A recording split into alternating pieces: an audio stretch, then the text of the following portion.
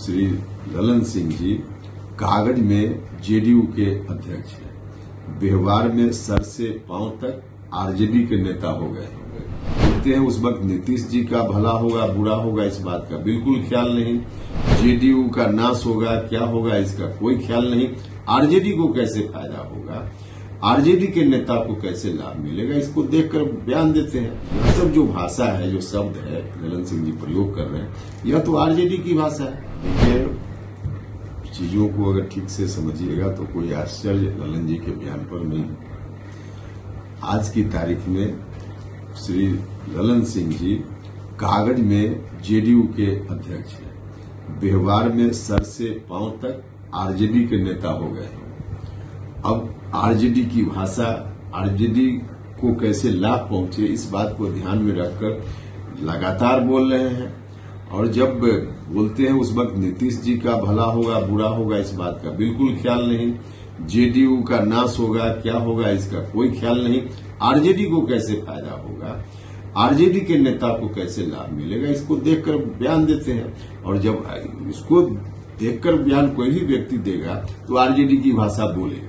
तो यह सब जो भाषा है जो शब्द है ललन सिंह जी प्रयोग कर रहे हैं यह तो आरजेडी की भाषा है और सोच समझ कर बोल रहे हैं। सर आपने दिल्ली में जाकर केंद्रीय गृह मंत्री से मुलाकात की, किन विषयों पर चर्चा हुई? देखिए स्वाभाविक रूप से जब मुलाकात हुई है तो उसमें कोई खास एजेंडा नहीं था कि इस विषय पर बात करना है या कोई उसमें कोई उसका निर्णय करना है, ऐसा नहीं था।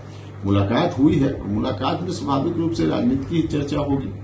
तो राजनीति की चर्चा हुई, खास करके बिहार में जो लोकसभा का चुनाव होना है उसमें 40 में 40 सीटों पर एनडीए की जीत किस तरह से हो, कैसे स्ट्रेटजी बने, कहाँ क्या कुछ किया जा सके, तो इस संदर्भ में चर्चा। नीतीश कुमार के बारे में भी चर्चा हुई इस मीटिंग में।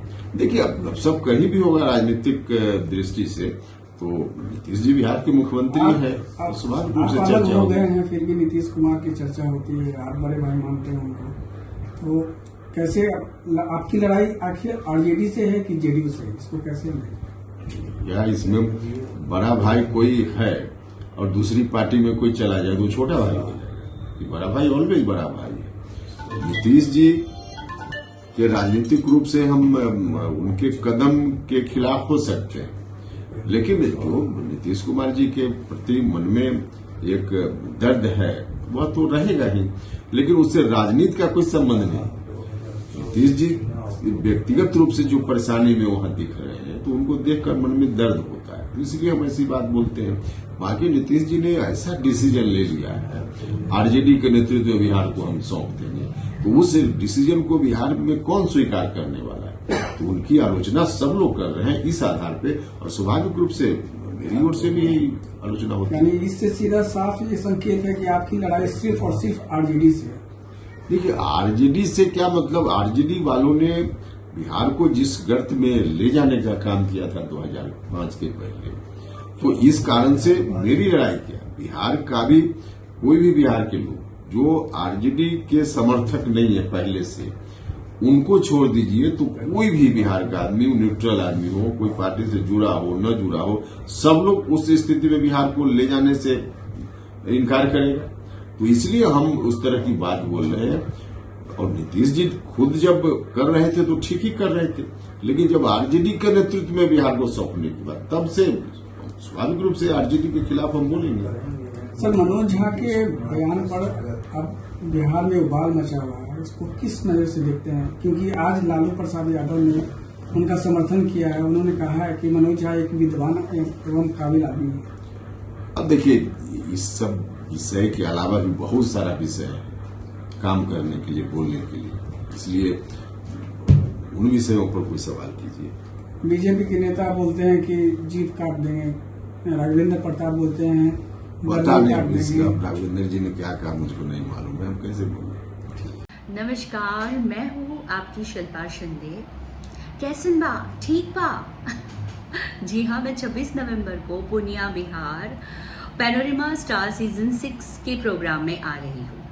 सही पकड़े हैं। ये पैनोरमा ग्रुप के निर्देशक श्री संजय मिश्रा जी का धन्यवाद करना चाहूँगी। तो ई होम्स पैनोरमा में शाम को 7 बजे मिलते हैं, तब तक अपना ख्याल रखना, मेरा इंतज़ार करना। ये लो मुंह मीठा करो, आज मैंने अपना जॉब छोड़ दिया, अब हम पूर्णिया वापस जाएंगे। जॉब छोड़ दिया है?